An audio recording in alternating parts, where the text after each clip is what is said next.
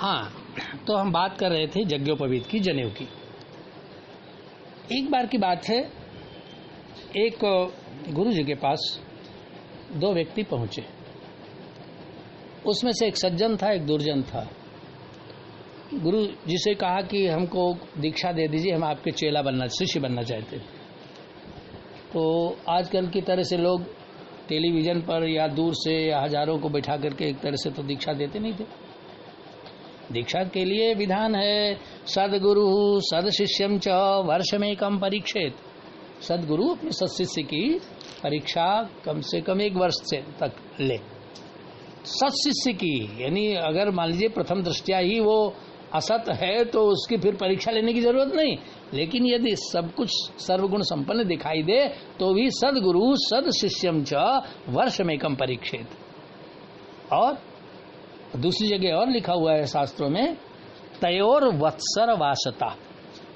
वो 1 साल तक एक दूसरे के निकट रहें, एक दूसरे को समझें। तो वो प्रथम दृष्टया में ही जो समझ लिया, तो कहा कि जाओ, ये कबूतर का दो पक्षी दिए और कहा इनको जाओ ऐसी जगह से इनको मार कर ले आओ, अलग अलग जाना जहां कोई देख न रहा हो। जो दूर तक गया वो तो गया और इधर उधर देखा कहीं कोई नहीं, झाड़ी में बैठा, उसकी गर्दन उमेट दिया, ले आया, बोला गुरुजी वो काम हो गया, आपने आपका आदेश का पालन कर लिया, अब जल्दी से हमको मंत्र दीजिए, हमको चेला बनाइए। देखिए कोई नहीं देख रहा था और ये मार के ले आया। कहा बैठो तो थोड़ा उसको भी आ जाने दो। वो शाम को आया दूसरा वाला जो सज्जन था। कहा काम हो गया? काम क्या हो गया गुरुजी, जहां मैं जाता था तो अगर कोई आदमी नहीं देख रहा, पशु नहीं देख रहा है, तो पक्षी नहीं देख रहा है, कोई न कोई तो वहां परमात्मा तो वहां भी देख रहा था। तो इसलिए आपने कहा था जहां कोई न देख रहा हो, तो हमको तो हर जगह जो है जब भगवान दिखाई दिया तो मैंने नहीं मारा। तो जब कोई देख रहा होता है, पाप कर्म की परिभाषा क्या है? जिसको छिपा के किया जाए। और जब हम ये जानते हैं हमें कोई देख रहा है तो पाप कर्म में प्रवृत्त नहीं हो सकते। एक बार मीराबाई भंडारा दे रही थी और वहां तमाम साधु लोग थे, और उसमें तो काल नेम जिमि रावण उघरे अंत न होई निमाहु, काल नेम जिमि रावण राहु। एक कोई रावण राहु काल नेम की तरह से छद्मवेशधारी साधु था। उसने मीराबाई से अनुचित प्रणय प्रस्ताव रखा। मीराबाई हंसी और उन्होंने कहा कि ठीक है महाराज, पहले भोजन पा लीजिए, उसके बाद में आपके प्रस्ताव पर विचार करेंगे, जरूर विचार करेंगे। भंडारा हुआ, सब भोजन पा लिए। मीराबाई ने अपना आसन उस चौपाल के बीचों बीच आंगन में लगाया जहां और भी सब संत लोग तमाम थे। और उसके बाद में जोर से बोली, हाँ महाराज आप जो कहते थे आइए, अब भोजन हो चुका है आपका, तो मैंने कहा था कि भोजन करने के बाद में अब आप आइए, अपना मनोरथ पूर्ण कीजिए। अब तो सब हक्का बक्का रहे, क्या बात। अब वो तो ये थोड़ी जानता था कि हमारी इस बात को सार्वजनिक कर देंगे, इसी मैं भी कोई बात गोपनीय नहीं रखता, सब सार्वजनिक कर देता हूँ। इसीलिए तो जो जब छिपाया जाए, केवल छिपाने योग्य गुरु मंत्र है बस, क्योंकि अगर उसको नहीं छिपाएंगे तो फिर वो फलित नहीं होगा। तुलसीदास ने बताया कि क्या क्या आप छिपा सकते हो। उन्होंने कहा जोग जुगुति तप मंत्र प्रभाव। अगर कोई आप योग कर रहे हो, योग का मतलब ये आसन नहीं, योग का मतलब परमात्मा से प्राप्ति वाली योग, यो जोग जुगुति। और कोई आपने तरकीब सोची है, युक्ति अगर सोच रखी है और पहले बता दोगे तो विरोधी उसका काट ढूंढ लेगा। जोग जुगुति तप, तपस्या कर रहे हो, खूब प्रोपोगंडा करोगे वो तप नष्ट हो जाएगा है, क्योंकि तो कहो कवन सिद्धि लोक रिझाए है, तो तपस्या से जो है वो तपस्या नष्ट हो जाती। जोग जुगुति तप और मंत्र प्रभाव, वो मंत्र जो है उसको उसका भी प्रभाव, बीज मंत्र होता है, बीज को जब तक ढकेंगे नहीं मिट्टी में तब तक अंकुरित नहीं होगा।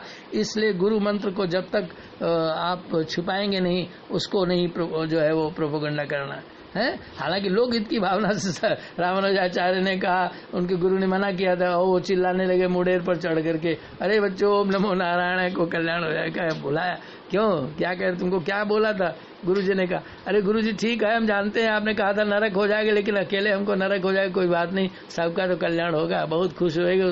कहा ठीक है, लोकोपकार की भावना, परोपकार की भावना तुम्हारे अंदर है। और रामानुजाचार्य ने जो है वो विशिष्टाद्वैत की स्थापना की। तो तब जब सबको ये मालूम हुआ तो साधुओं ने जो है वो फटकारना शुरू किया। उस साधु को फिर वो वहाँ से संभालने दौड़े तो फिर उसको छुड़ा दिया और फिर वहाँ से चुपचाप भाग गया।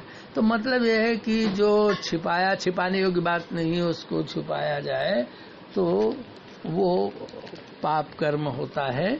तो जो है इसलिए जो है ये क्या कहते हैं, मैं क्या बता रहा था कि ये जो जनेऊ है इसमें जो गांठें होती हैं, जो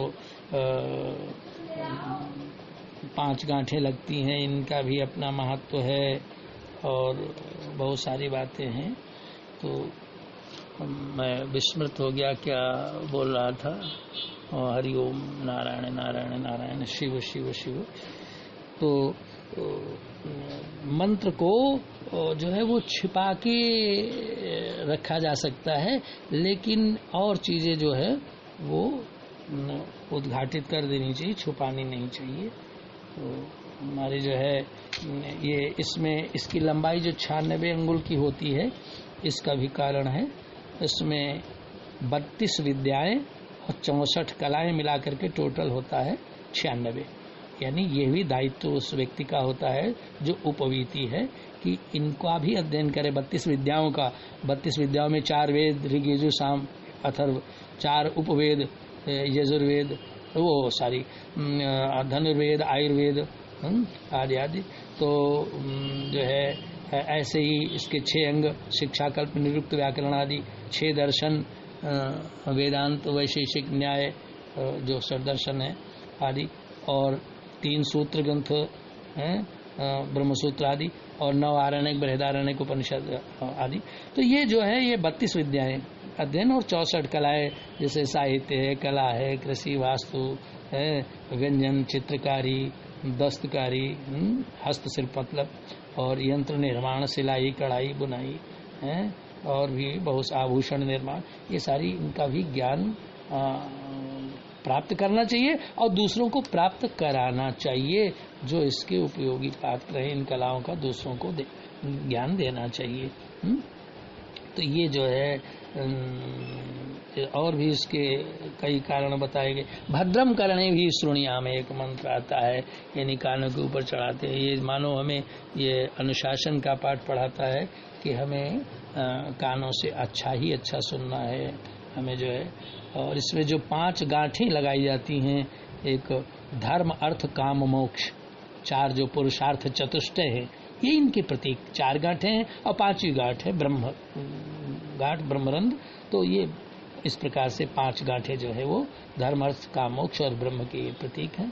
और 5 यज्ञ जो होते हैं, ऋषि यज्ञ, देव यज्ञ, नृ यज्ञ, पितृ यज्ञ, वैश्वानर यज्ञ, इनके भी होते हैं। और आयु जो है वो शास्त्रों में बताई गई है कि ब्राह्मण बालक का 8 वर्ष में, और क्षत्रिय का 11 वर्ष में, वैश्य का 12 वर्ष में यज्ञोपवीत हो जाना चाहिए। ब्राह्मण का 3 वेदी से, क्षत्रिय का 2 वेदी से, वैश्य का 1 वेदी से। ब्राह्मण का दंड मस्तक तक, और वैश्य का नासिकाग्र तक, और वो क्षत्रिय का नासिकाग्र तक, और वैश्य का जो है वो चिबुकाग्र तक, ठुड्डी तक। और इनके सबके अलग अलग दंडों के विधान है। एक दिन एक लेख में मैंने लिखा भी था कि जो है पलाश और अश्वत्थ, इनका ब्राह्मण का दंड होता है, और कैथा का, और क्या क्या जो है इनका जो है क्षत्रिय का होता है। उदुम्बर रेनी गूलर का, वैश्य का होता है, इनके सबसे अपने प्रमाण हैं। और आज भी जो लोग यज्ञोपवीत कराते हैं और इस परंपरा का निर्वहन करते हैं वे सब इस विधि विधान से कराते हैं। लेकिन सबसे बड़ा दोष जो आज आ गया है, एक तो क्षत्रिय और वैश्यों ने यज्ञोपवीत छोड़ ही दिया, और केवल ब्रह्म ग्रंथि नहीं लगी होनी चाहिए। वो जब जनेऊ बेचने वाला जो उससे आप कह देंगे कि ब्राह्मणों वाला नहीं चाहिए, तो वो बिना ब्रह्म ग्रंथि वाले, इन 4 ग्रंथि वाला वो दे देगा, और 5वीं ग्रंथि का नहीं देता। तो उनको भी यज्ञोपवीत धारण करना चाहिए, और इस समय पर करना चाहिए। कहते हैं ब्राह्मण का यज्ञोपवीत यदि 8 साल में न हो, 8 साल से 11 साल तक हो ही जाना चाहिए, न हो तो 16 वर्ष की आयु तक हर हालत में कर दे। और अगर 18 वर्ष तक भी ना हुआ तो 18 वर्ष के बाद में उस बालक की व्रात्य संज्ञा हो जाती है, और उसका जनेऊ कराने वाले आचार्य पुरोहित को भी दोष और पाप लगता है, वो भी नरक का भागी होता है। और फिर ऐसी स्थिति में न तो उसके अंदर अनुशासन आएगा, न वो जनेऊ के नियमों का पालन कर सकता, न उसके अंदर ब्रह्म तेज आएगा।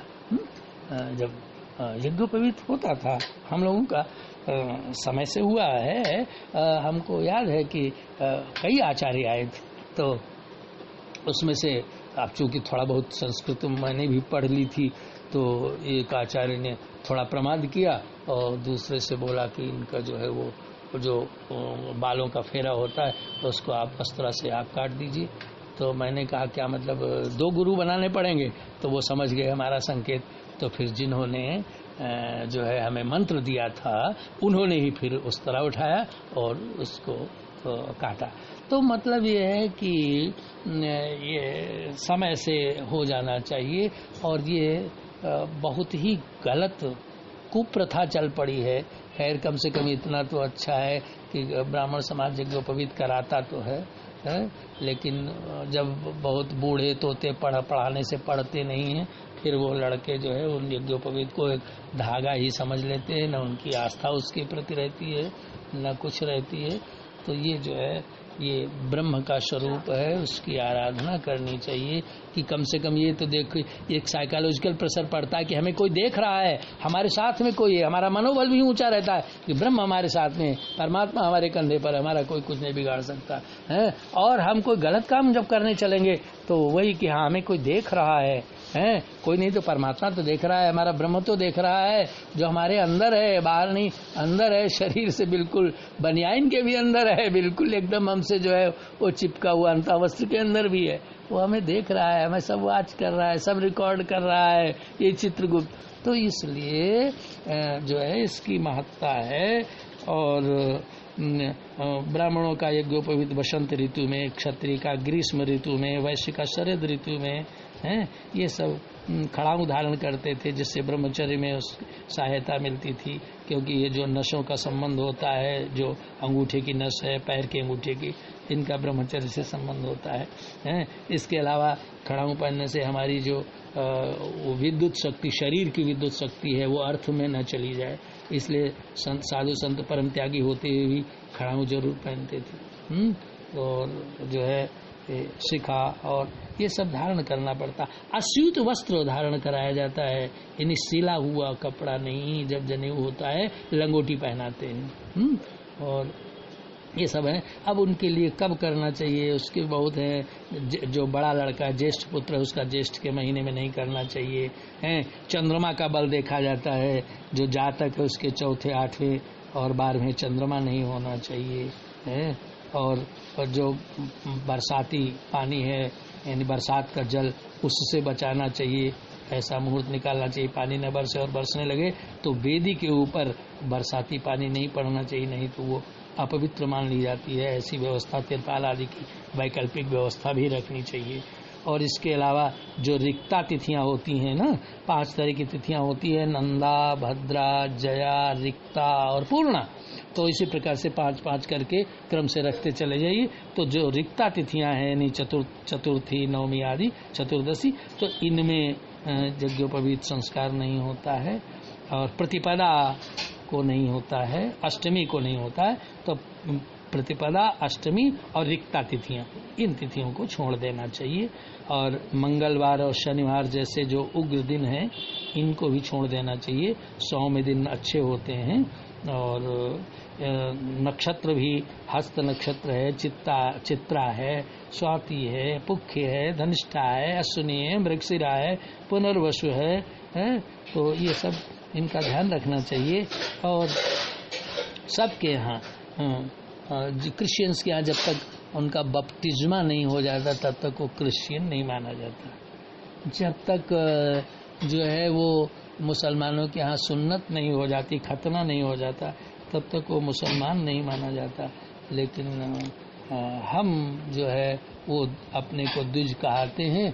और जो द्विज संस्कारा द्विजोच्यते, जो द्विज का संस्कार है, 8वां संस्कार, महत्वपूर्ण संस्कार, यज्ञोपवीत संस्कार, जनेऊ संस्कार, उसको छोड़ते चले जा रहे हैं और उसको पहनते भी नहीं हैं। बस ज़्यादा दुर्गा जनेऊ में और शादी में पहना दिया और उसको भी थोड़ी देर के लिए या कहीं दिखाना हुआ। बड़े बड़े लीडर्स वो हैं तो दूसरे धर्म के, लेकिन वो वोट बटोरने के लिए जब अपने जो है वो पिताजी के अंत्येष्ट करने चलते हैं तो खद्दर का कुर्ता पैजामा पहन करके और ऊपर से जनेऊ पहनते हैं कि देखो हम पंडित हैं, इसका पालन कर रहे हैं। तो वो तो एक अलग बात हो गई। और ये यज्ञोपवीत को पूर्णिमा को बदल सकते हैं, संक्रांति को बदल सकते हैं पर्व। और जो है ये कोई भी किसी जातक सूतक, मृतक सूतक और अंत्येष्ट आदि बहुत सारे कर्म हैं जिसमें जब अपवित्र हो जाता है तो उस जनेऊ को बदलना चाहिए। और कुछ भी आवश्यकता ना पड़े बदलने की तो भी 6 महीने में अवश्य बदल देना चाहिए। 6 महीने में उसको अवश्य, समझ लिए 6 महीने के बाद उसकी एक्सपायरी डेट आ जाती है। तो ये हृदय के मध्य से गुजरता है, हृदयाघात में भी, मस्तिष्काघात में भी, और जो हमारी ब्रह्मचर्य की नशे हैं उन पर भी, उनके जो वीर्य आदि पतन जो हमारा प्रस्राव से होने वाला होता है वो उसको भी ये रोकता है। और बहुत से लोगों को तो साइकोलॉजिकल होता है कि जब तक सिगरेट नहीं पी लेंगे तब तक वो प्रेशर नहीं बनेगा, तंबाकू या चाय नहीं, तंबाकू नहीं खा लेंगे या चाय नहीं पी लेंगे तब तक प्रेशर नहीं बनता। तो उनको ये आदत डालने की ज़रूरत नहीं है। बस यही मनोवैज्ञानिक असर पड़ गया कि बस जनेऊ चढ़ाया। मुझे याद है एक जगह मैं जब टॉयलेट में संस्थान में जब जाता था वॉशरूम, तो दरवाजे के पास पहुंचता था तो अपना दाहिना हाथ अपने सीने के पास अंदर ले जाता था वो जनेऊ टटोलने के लिए, क्योंकि कभी कोई ढूंढना पड़ता और वो भी माला पहने हुए, कभी माला में उलझ जाए तो टाइम लगे और समय से आना भी है ड्यूटी। तो एक कश्मीरी पंडित एक महिला थी और भी बहुत से स्टाफ के लोग थे, तो मुझे संस्मरण याद आ गया। तो उसने कहा सर एक बात पूछो, आप बुरा तो नहीं मानेंगे? हाँ भाई पूछो भाई, क्या बात पूछना? बोले जब आप वॉशरूम जाते हो तो वो हाथ यहाँ क्यों ले जाते हो सीने पर? तो मुझे भी कुछ मजाक सूझी, और भी बहुत से लोग थे। तो मैंने कहा वो सुई चांद करते हैं, तो नहीं आप मजाक कर रहे। तो फिर मैंने बताया कि उसका ये कारण होता है। तो मतलब ये है कि एक हमारा कहने का जो तात्पर्य वो ये है कि एक साइकोलॉजिकल प्रेशर इस पर भी पड़ता है कि जब आप जो है वो मल मूत्र त्याग करने के लिए जाते हैं। इसके अलावा दाहिना स्वर सूर्य नाड़ी है, बायां चंद्र नाड़ी है, इसलिए दाहिने उसको कान के ऊपर चढ़ाते हैं। और तभी रामचरितमानस में कहा गया है कि जब ही कुमार भई सब भ्राता दीन जनेऊ गुरुपद माता। और राम ने तो परशुराम से यहाँ तक कह दिया कि भृगुकुल समुझ जनेऊ बिलोकी, आपको भृगुवंशी समझ करके और जनेऊ आपका देख करके जो कुछ कहो राम से रोकी, जो कुछ तुमने कहा है वो मैं सब बर्दाश्त कर रहा हूँ तुम्हारा जनेऊ देख करके। मेल जनेऊ लेह कुदाना। और जिनको धारण करना, जिनको नहीं धारण करना चाहिए उनके लिए वो धारण कर रहे हैं। कहते हैं मेल जनेऊ लेह कुदाना, जनेऊ पहन लेंगे और जो है दान कुदान सब पूजवाते घूमते हैं। ते विप्रंसन आप पूजावें उभय लोक निज हाथ नसावें। और जिनको धारण करना चाहिए वो द्विज चिन्ह जनेऊ उघार तपी। बाबा लिखते हैं द्विज चिन्ह जनेऊ उघार तपी, बस जनेऊ उतार के रख दिया, हम बन गए बाबा जी, साधु हो गए। अरे कौन कहता है साधु? जनेऊ तो कभी नहीं उतारना चाहिए। द्विज चिन्ह जनेऊ, ब्राह्मण का चिन्ह है। तुलसी बाबा की देखिए वो भी पहने हुए हैं। हाँ, केवल दंडी लोग उतारते हैं, और वो भी उतार करके इधर उधर नहीं। अगर एक जोड़ी उतारते हैं तो 9 जोड़ी और 10 जोड़ी और 11 जोड़ी 12 जोड़ी अपने दंड में धारण करते हैं। उसको भी वो समय समय पर बदलते हैं और अभिमंत्रित करते हैं, और हम जनेऊ उतार करके वो बन जाते हैं, परमहंस सिद्ध बाबा हो गए। तो ये द्विज चिन्ह जनेऊ उघार तपी, जिन्हें धारण करना चाहिए नहीं धारण करते, नहीं धारण करना चाहिए। वो धारण के सब गड्ढम गड्ढ सब जो है उल्टा पुल्टा सब हो रहा है। अब इस समय की मांग है, इसके लिए क्या करेंगे। कहते हैं अथर्ववेद में लिखा है, आचार्य उपनय मानो ब्रह्मचारिणम कृणते गर्भमन्तः तम रात्रि तत्र उदरे बिभर्ति तम जातम द्रष्टुम अभियंति देवा। अथर्ववेद के 11वें मंडल में 5वें अध्याय का 7वां मंत्र। यानी इसका मतलब हुआ कि आचार्य बालक का उपनयन संस्कार करके उस ब्रह्मचर्य व्रत का आदेश दे करके, ब्रह्मचर्य व्रत उसका जो है ब्रह्मचर्य व्रत होता है। तुलसी बाबा लिखते हैं कि ब्रह्मचर्य व्रत जो है वो धारण करना चाहिए ब्रह्म विद्यार्थी को। और अगर नहीं धारण करता है तो उसकी शोचनीय स्थिति है। और ये काम शास्त्र के सबसे बड़े आचार्य वात्स्यायन उन्होंने लिखा काम सूत्र, और उन्होंने भी कहा कि 16 वर्ष से पहले और 70 वर्ष के बाद में यदि कोई जो है वो शारीरिक संपर्क स्थापित करता है तो वो समझिए कब्र में खड्डा खोद करके वो खुद अपने पैरों में कुल्हाड़ी मार रहा है। और कहा जो विद्यार्थी है, विद्यार्थी को तो 16 वर्ष का हो भी जाए, भले ही वो 24 का हो, 25 का हो, 30 का हो, लेकिन विद्यार्थी जो है जब तक विद्याध्ययन करे तब तक ब्रह्मचर्य का पालन करता रहे, ऐसा आचार्य वात्स्यायन ने अपने कामसूत्र में लिखा है। तुलसी बाबा भी वही लिखते हैं कि सोचिय बटु, बट माने ब्रह्मचारी विद्यार्थी, सोचिय बटु निज व्रत परिहरई।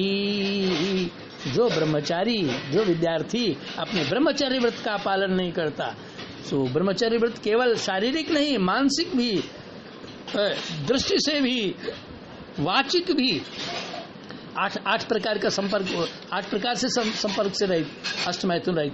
तो सोचिय बटु निज व्रत परिहरई, और जो नहीं गुरु आयसु अनुसरई।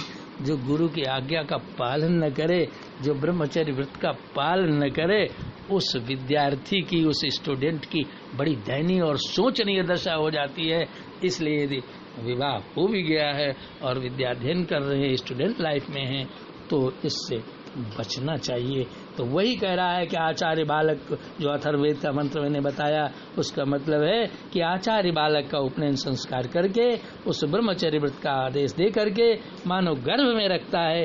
ये ब्रह्मचारी 3 रात्रि गुरु के पास रहता है, और फिर जब वह द्विज रूप दूसरा जन्म ग्रहण कर उत्पन्न होता है, 3 दिन तक यज्ञोपवीत हुआ करता था। हमारे परिवार में भी एक चाचा है, उन्होंने वो 3 दिन का कराया था अपने बच्चों का। हम लोगों का तो खैर 1 ही दिन में हुआ।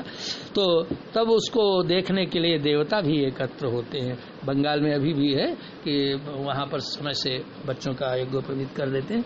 12 दिन तक उसकी माँ के अलावा कमरे में बंद रहता है ब्रह्मचारी, उसकी माँ के अलावा दूसरा उससे मिल नहीं सकता। हमारे यहाँ मिल तो सकता है, लेकिन उतने दिन 12 दिन समथरी खानी पड़ती है, क्या क्या होता है। तो और 16 दिन तक वो मांसाहार नहीं, मछली नहीं खा सकता। बंगाल की बात कर रहे हैं।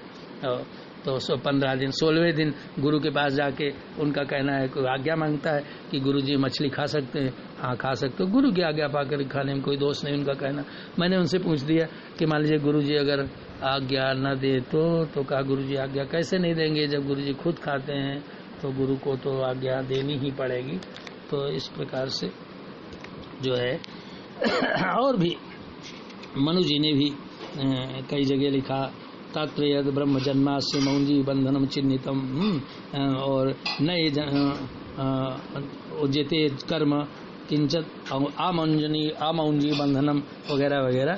तो इस प्रकार से जनेऊ के बारे में। अब जब जनेऊ होता है तो मुझे भी पहले लगा कि ये क्या ड्रामा करा रहे हैं कि कहाँ चले, काशी जी जा रहे हो, ये किस लिए जा रहे हो, विद्याध्ययन करने के लिए।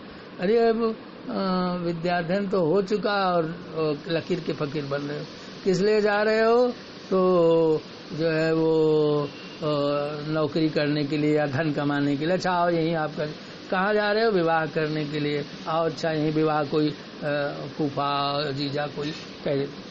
तो इसका मतलब ये केवल ड्रामा नहीं है, इसका मतलब है कि जीवन के जो 3 मूल उद्देश्य हैं उनकी तरफ इंगित कर रहे हैं, ध्यान आकृष्ट कर रहे हैं कि विद्याध्ययन सबसे पहले करो, उसके बाद में अर्थोपार्जन करो, उसके बाद में विवाह आदि करके धर्म कार्य करो, तब जाकर के मोक्ष के अधिकारी बनोगे।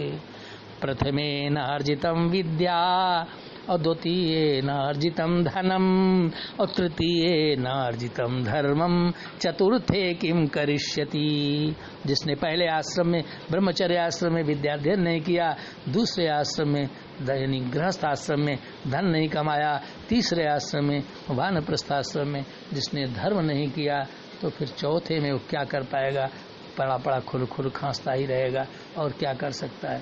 प्रथमे नार्जितम विद्या, द्वितीय नार्जितम धनम और तृतीय नार्जितम धर्मम चतुर्थे किम करिष्यति। तो इस प्रकार से जीवन के जो उद्देश्य है उनकी ओर ध्यानाकृष्ट किया जाता है कि हम उनसे कहीं वंचित ना रह जाए। तो ये एक शास्त्रार्थ महारथी माधवाचार्य हुए हैं, तो उन्होंने एक जगह स्वामी दयानंद जी के जो है इस कथन का खंडन किया है। हालांकि हमारे लिए दोनों महान हैं, हम दोनों को मानते हैं। तो जो है दयानंद जी ने कहीं लिखा कि जो है ये यज्ञोपवीत जो होता है वो तो एक पढ़े लिखे जो लोग हैं उनका एक तरह का मेडल है, एक तरह का सर्टिफिकेट है। तो उन्होंने तर्क दिया, इस पर लिखा अपनी लेखनी से कि अगर ऐसा है तो एक तरफ तो महर्षि जी ये मानते हैं कि 7 वर्ष 8 वर्ष और 9 वर्ष ये यज्ञोपवीत की उम्र का उल्लेख भी करते हैं। तो ये बताइए 7 8 9 वर्ष का बालक कितना विद्याध्ययन कर लिया होगा, और अगर ये सर्टिफिकेट है तो फिर उसको क्यों यज्ञोपवीत धारण करा देंगे। दूसरे कहते हैं अगर सर्टिफिकेट ही है तो फिर कोई भी उसको धारण कर ले तो क्या वो पढ़ा लिखा माना जाए, वगैरह वगैरह। ये तो खैर बड़े लोगों के चोचले हैं विद्वानों के, ये बौद्धिक व्यापार अपना जो है अपने माइंड की एक्सरसाइज ये लोग करते रहते हैं। हमको तो सार सार मक्खन मक्खन निकाल लेना है। तो यज्ञो विष्णु सत्वत ब्राह्मण में आया है, यज्ञाख्या परमात्मा य उच्यते चैव होत्रिभि उपवीतम तत्वसेदम तस्माद् यज्ञोपवीतकम। इस प्रकार से यज्ञोपवीत आगे चल करके एक कात्यायन गृह सूत्र नाम का ग्रंथ है। तो कात्यायन गृह सूत्र में जो है वो सूत्र 3 सूत्र ग्रंथों का उल्लेख अभी मैंने पहले वीडियो में किया था, तो उसमें से कात्यायन गृह सूत्र भी है। उसमें लिखा हुआ है अथा तो यज्ञोपवीत क्रिया व्याख्यास्यामः। अब उसके बाद में यज्ञोपवीत क्रिया का व्याख्यान करेंगे और अंत में कहते त्या भगवान बोधाय न, यानी उसमें यज्ञोपवीत के बनाने की निर्माण की विधि बताई गई है कि किस किस तरह से इसका निर्माण करना चाहिए। तो ये एक स्मृत प्रकाश ग्रंथ में भी लिखा हुआ है, सूचनात् ब्रह्म तत्वस्य वेद तत्वस्य सूचनात् तत्सूत्रमुपवीतत्वात् ब्रह्म सूत्रमिति स्मृतम्। तो किस प्रकार से मम वृते ते हृदय दधामि मम चित्तम चित्तम तेस्तु मम वाचमेकनाज सस्सो बृहस्पति तुष्टा नियुक्त मह्यम। ये सब वेदों के मंत्र हैं जो यज्ञोपवीत से संबंधित हैं। और एक जगह का दृश्य किसी कवि ने कोई कवि नहीं बल्कि भारतेंदु हरिश्चंद्र, जिनके नाम से हरिश्चंद्र युग हिंदी साहित्य में है, वो लिखते हैं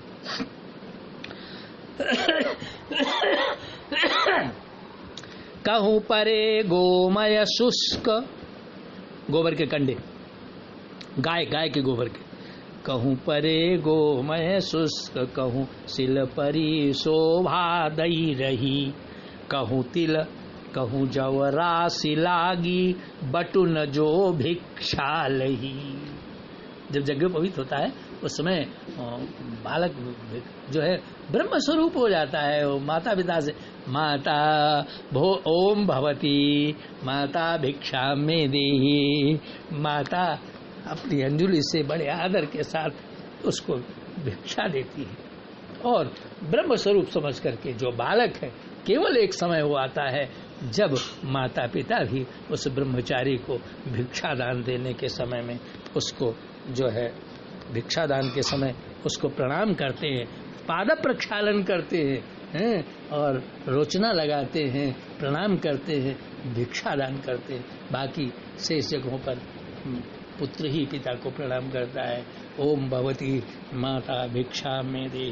तो भारतेंद्र जी लिखते हैं, कहूँ परे गोमय सुख, कहूँ सिल परी शोभा दई रही। कहूँ तिल कहूँ जवरा सिलागी, बटुन जो भिक्षा लही।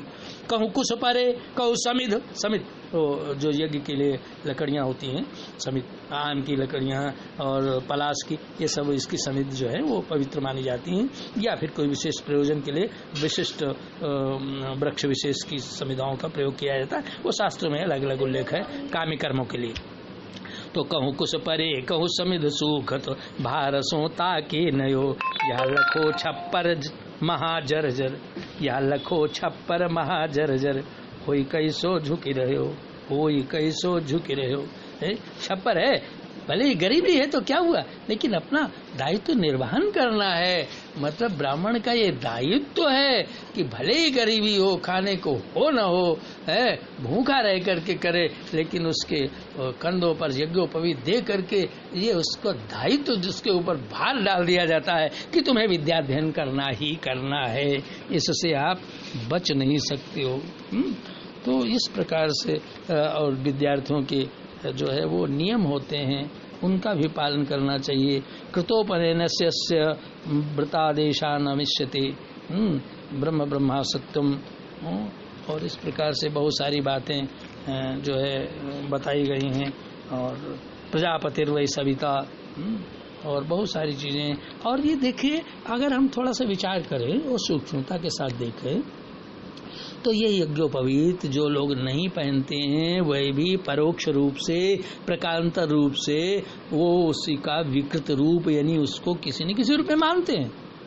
आप मुसलमानों को देख लीजिए, बिल्कुल प्रतिगामी धर्म है, लेकिन वो भी जब उनके यहाँ, जैसे अपने यहाँ मृतक श्राद्ध हिंदुओं में होते हैं, वैसे उनके यहाँ ताजिया होते हैं। ताजिया एक तरह के मृतक श्राद्ध है उनके प्रसिद्ध। तो उस समय क्या करते हैं, उस समय अपने बाएं कंधे के ऊपर लाल कपड़ा डाल लेते हैं या लाल धागा डाल लेते हैं, जिसको वो उपवस्त्र कहते हैं। ये मृतात्माओं की सद्गति के लिए किया जाता है। तो लेकिन जब हज करने जाते हैं तो वहाँ पर सफ़ेद कपड़ा गले में डाल लेते हैं कंठी की तरह से। तो ये कपड़ा क्या सूत ही तो है, सूत का, तो वो उसका प्रतीक रूप में है। अब यहाँ से वो बातें वहाँ तक पहुँचते पहुँचते जो है, और वो जब जैसे ब्रह्मचारी जो है वो सूत वस्त्र नहीं धारण करता जनेऊ के समय, वैसे ही जब हज करने जाते हैं वहाँ सिले वस्त्र नहीं पहन सकते, सूत वस्त्र वर्जित है। ऊर्ध्व वस्त्रम अधो वस्त्रम सूत वस्त्रम, ये सब त्याज्य हैं। जो ऊर्ध्व वस्त्र जो ऊपर से निकाले जाएं पहन करके या पहने जाएं, अधो वस्त्र जो नीचे से पहने जाएं या पहन के नीचे से निकाले जाएं, या स्यूत वस्त्र जो सिले हुए वस्त्र है। इसीलिए आपने देखा होगा जो हमारे परंपरावादी शास्त्रवादी सब जो है इसको मानते हैं, वो कोई इस तरह से नहीं कि रंगा कुर्ता पहनने, वो अचला ही बांधते हैं, लंगोटी ही बांधते हैं, वो सिला हुआ लंगोट नहीं पहनते हैं। ये जो ईसाई लोग होते हैं उसमें रोमन कैथोलिक ईसाई जो है वो यज्ञोपवीत की तरह से ही ऊन का एक बना हुआ जो सूत्र विशेष होता है उसको कमर में बांधे रहते हैं। ये उसका विकृत रूप है। और उसमें भी जैसे जनेऊ में 3 गांठें लगाई जाती, 4 लगाई जाती, 5 लगाई जाती हैं अलग अलग अधिकारी भेद के हिसाब से, वैसे ही वो उनके अधिकारी भेद नहीं है। तो वो जो कमर में जो ऊन का धागा बांधते हैं उसमें 3 गांठें लगाते हैं, ये क्या है? और उस समय उसकी पवित्रता का विशेष ध्यान रखते हैं। जो प्रोटेस्टेंट ईसाई है, पादरी हैं, वो भी अपनी कमर पर रस्सी बांधते हैं, उनके यहाँ भी है। तो इसके अलावा जो है ये जो भी धर्माचार्य वगैरह है वो सब वो उस प्रकार का आचरण करते हैं। बस ये है कि परंपराएं विकृत हो गई, वहाँ पर थोड़ा सा रूपांतरित हो गई। जैसे हमारा ओम और उनके हटा करके हो गया आमीन है। बस ऐसे ही पारसी लोग जो होते हैं तो उनके यहाँ भी पारसी लोग मंत्र पाठ पूर्वक जो है वो सूत्र निर्मित एक डोरा सूती उसको अपनी कमर में पहनते हैं और उसको अपने धर्म का मुख्य अंग समझते हैं। तो और उस समय एक अपने पर्शियन में जो है वो एक मंत्र भी वो पढ़ते हैं। वो मंत्र मेरे पास लिखा है, मैं भी आपको खोज के बता रहा हूँ। वो मंत्र पढ़ते हैं, फ्राते मजदा ओवरत पौखनिम आयम में ओंधने मस्तेहर पाए संगे मैनु तस्तेम बंधुहिम दा एनम भज दयास्नम। मतलब हुआ अर्थात मजदा या सनिन धर्म के चिन्ह, हे तारका मंडित कुश्ता, तुझे पुराने काल में मजदा ने धारण किया था। हैं? ये पुराने काल में मजदा ये कौन है? ये सब हमारे ये एडम कौन है? ये आदम कौन है? अंग्रेजी में एडम है, उसको आदम जिससे आदमी बना। ये हमारे मनु ही है जिनसे मनुज बना, मनुष्य बना। स्वयंभू मनसत रूपा, जिनसे भाई नर सृष्टि अनूपा। मानते सब लगभग वही हैं, बस वही है, नाम रूप का अंतर है जो है। इसी प्रकार से सिखों के यहाँ तो ये तो हमारे ही धर्म का एक अंग है, हमें से निकले हैं। शिष्य शब्द का ही अपभ्रंश रूप सिख हो गया है। और गुरु गोविंद सिंह ने हिंदू धर्म की रक्षा के लिए एक सेना बनाई थी, लेकिन अब वो अपने को अलग कहते हैं, नाराज भी हो जाते हैं अगर आप कहें कि आप हिंदू, जबकि सब है हमारे से ही जो है निकले हुए सब धर्म। क्योंकि लिखा हुआ है वेदो अखिलो धर्म मूलम, जितने भी धर्म है सबकी जड़ जो है, मूल जो है वो हमारा वेद ही है। नानक प्रकाश नाम का एक ग्रंथ है, उसमें 2 पंक्तियां आई हैं। नानक जी जो है एक गोपवीत धारण करते हैं और लिखा है उनके बारे में, असविधि श्री नानक गतिदानी। असविधि माने इस प्रकार से, असविधि श्री नानक गतिदानी, उपदेश ने की उचरत बानी, वदन वदन विप्रत बरि आई, यज्ञोपवीत दियो पहिराई, यज्ञोपवीत दियो पहिराई। नानक प्रकाश में लिखा है। गुरु गोविंद सिंह के लिए भी लिखा हुआ है जो है एक जगह कि गुरु निदेश सुन विप्र तब शुभ जंजु कर धार, कर पूजा गुरुपुत्र गर लागो पुरोहित डार। पुरोहित वही पुरोहित। हरि गोविंद कहो हम गरे जंजु हरि अस पाई, कुल पुरोहित कुल रीति कही पाइयो गर हर साई। और गुरु तेग बहादुर जो 9वें गुरु थे, तिलक जंजु राखा प्रभुता का, कीनो बड़ो कलू महिषा का। और गुरु गोविंद सिंह तो जो है वो बहुत ही सुंदर वर्णन एक जगह कहते हैं, पीत पुनीत ऊपर ना धोती, ज्योति रवि नव छाजय। पीत पुनीत ऊपर ना धोती, ज्योति रवि नव छाजय। और पीत जनेऊ मनो बदन शशि। पीत जनेऊ पीले रंग का जनेऊ, पीत जनेऊ मनो मन मानो जन जानो उत्प्रेक्षा अलंकार। पीत पुनीत ऊपर ना धोती, ज्योति रवि नव छाजय। और पीत जनेऊ मनो बदन, पीत जनेऊ मनो बदन, शशि पय बिजरी बिजुरी भ्राजय। जैसे चंद्रमा के ऊपर जो है वो बिजली वो चमक रही, ऐसे वो गोरे बदन के ऊपर पीले रंग का जनेऊ।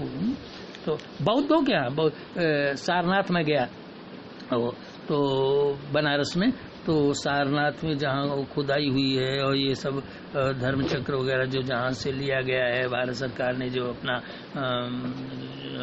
चिन्ह लिया है अशोक की लाट, तो वहाँ पर जो बुद्ध की प्रतिमा है आप उसको सूक्ष्मता से देखिए तो उनके छाती के ऊपर जो है वो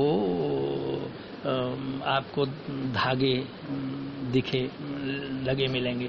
वो क्या है, क्षत्रिय परिवार के थे, यज्ञोपवीत हो चुका था, विवाह के पहले विवाह भी हो चुका था यशोधर के साथ, जाहिर यज्ञोपवीत हो चुका। तो वो यज्ञोपवीत जो है आज उनके अनुयायी जो है वो यज्ञोपवीत से घृणा करते हैं, लेकिन जबकि वो उसको पहनते थे।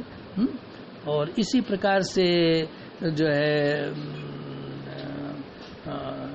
वो ये यज्ञोपवीत धारण करने का विधान सब में है, वो प्रकारांतर से है, इस जनेऊ से नहीं, और उसके अधिकारी पात्र भी नहीं तो अपने हिसाब से उसको वो धारण करते हैं, उनके लिए वो ठीक भी, उनको करना भी चाहिए। लेकिन आश्चर्य ये होता है कि वह अपने अपने धर्म संप्रदाय के अनुसार सब धारण करते जो उनको धारण करना चाहिए, लेकिन हम इतने सेकुलर और इतने फॉरवर्ड हो गए, एक्स्ट्रा ऑर्डिनरी हो गए हैं कि जो इनको अधिकार है और जिनका दायित्व भी है और जिन्हें धारण करना चाहिए वो इसको धारण नहीं करते।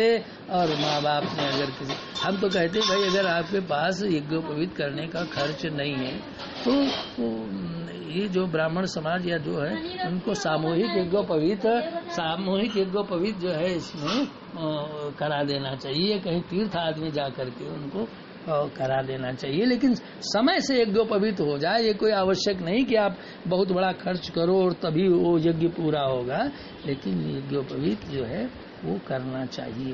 और इस प्रकार से जो है लिखा हुआ है बृहदारण्यक उपनिषद में, सहो आच महिमान ये शामेते त्रयस्त्रिंशत्वेव देवाइति कतमेते त्रयत्रिंशदतिष्ठौ वसव एकादश रुद्रा द्वादशादित्या एकत्रिंशदिन्द्रश्चैव त्रयस्त्रिंशादि। तो मतलब यह है कि ये जो 33 कोटि देवता हैं, 8 वसु, 11 रुद्र, 12 आदित्य आदि आदि, तो इनका सबका जो है हमारे दाहिनी काल में ब्रह्मणो ऐसे मुखमासी, तो ब्राह्मण भगवान के मुख से उत्पन्न हुआ, मुखाद अग्निराजाय, तो अग्नि का और ब्राह्मण का बड़ा घनिष्ठ संबंध है। गुरु अग्निर्दुजाति नाम, अग्नि है प्रथमो वसुवीर्ण्यो व्याम, तो और ऐसे अनेक वचन हैं। द्वादश गायत्री छंदसा ब्राह्मण मुत्सृजत त्रिशुवाराजनन जगत्या वैश्यम अष्टाक्षरम हवावाये गायत्री पदम। तो इस प्रकार से बड़ी महिमा वेदों और शास्त्रों में कही गई है, जो सब विज्ञान सम्मत है। और ब्राह्मणे तत्कन्या सोया धर्मचारिण्या ब्राह्मण्या कृतम सूत्रम आदाय, ये सूत्र जो काटते हैं वो सूत काटने का भी अधिकार जो है वो विशेष रूप से जो द्विजातियों की जो सुहागिन औरतें हैं या जो कन्याएं हैं अविवाहित विधवा स्त्रियों को नहीं, तो ये उनको भी अधिकार प्राप्त है कि वो धागा बना सके उसके लिए। और कहते हैं कि सदोपवीति ना भाव्यम, यज्ञोपवीत हमेशा धारण करते हैं। अगर यज्ञोपवीत उतर गया है, टूट गया है किसी कारण से, तो जैसे रोजा में दिन भर लार घूटना भी मना है, ऐसे ही जब तक दूसरा यज्ञोपवीत न, या तो दो में से एक शुद्ध है तो ठीक है, 2 यज्ञोपवीत धारण करते हैं, तो एक अपने लिए और कहते हैं एक स्त्री के लिए। स्त्री के लिए क्या, वो अन्य जो आ जाते हैं दायित्व उनका निर्वहन करने के लिए, वो आलंकारिक भाषा में ऐसा कहा गया है। तो वहाँ पर भी यज्ञोपवीत जो है अगर 2 में से एक टूट गया तब तो कोई बात नहीं, उसको निकाल दीजिए। लेकिन अगर दोनों ही अशुद्ध हो गए या उतर गए या कोई टूट गया है, तो फिर उस स्थिति में जब तक दूसरा यज्ञोपवीत ना धारण कर लें विधि विधान से, तब तक पानी पीना खाना तो दूर रहा, लार घूटना भी शास्त्र विधि से वर्जित है। सूत के मृत के क्षौरे चांडाल स्पर्शने तथा रजस्वला शव स्पर्शे धार्यम अन्य नवम सदा। इन परिस्थितियों में नया यज्ञोपवीत धारण करना चाहिए। सूत के मृतक जातक सूतक 10 दिन का, मृतक सूतक 10 दिन का, क्षौरे चांडाल स्पर्शने, और इसी प्रकार से जो है वो अस्पर्श स्पर्शास्पर्श के कारण शव का स्पर्श करने का, रजस्वला का जो ऋतुमती स्त्री है उसका स्पर्श कर लेने का। अब रजस्वला स्त्री इसका मतलब ये नहीं कि छुआछूत है, वो वैज्ञानिक कारण है। कोई भी रजस्वला स्त्री है उसके हथेली के ऊपर 1 घंटे तक एक मेढक को रख दीजिए। हमने देखा बायोलॉजी वाले मेढक बड़े प्रयोग करते रहते हैं। एक बायोलॉजी के छात्र को मैंने देखा, उसका जो है वो छेद कर दिया उसके मस्तिष्क में, वो बेहोश हो गया और उसको पूरी सर्जरी कर डाली इसने। तो अब ऐसे मेढक के अंदर भी वैसे अंग होते हैं जैसे मनुष्य के अंदर, चूहे के अंदर वैसे। अब उसको जो रजस्वला स्त्री है 4 दिन के अंदर, तो उसको उसके हथेली पर 1 घंटा रखा रहने दीजिए। 1 घंटे के अंदर वो मर जाएगा। तो इसलिए ये सब चीजें मानी गई हैं, लेकिन इसका मतलब ये थोड़ा है कि वो हमेशा अस्पर्श है। तो ये अधिकारी भेद के हिसाब से बताया गया है। दिवान संध्यासु कर्णस्थो ब्रह्मसूत्र उदंगमुखा कुर्यान्मूत्र पुरीशे च रात्रो चेद दक्षिणामुखा आदि आदि। और भी आदित्य वसो रुद्रा वायुरग्निश्च धर्मराट विप्रश्य दक्षिणे करने नित्यम तिष्ठन्ति देवता। ये सब तीर्थ जो है वो निवास करते हैं। इसलिए एक जगह निर्माण विधि का वर्णन किया गया है महर्षि कात्यायन ने, और भी ऋषियों ने किया है। मैं महर्षि कात्यायन का थोड़ा सा आपको सुना देता हूँ। अथा तो यज्ञोपवीत निर्माण प्रकारम वक्ष्यामः ग्रामात् बहि तीर्थे। बहुत सरल संस्कृत है, फिर भी इसका सारांश बता देंगे।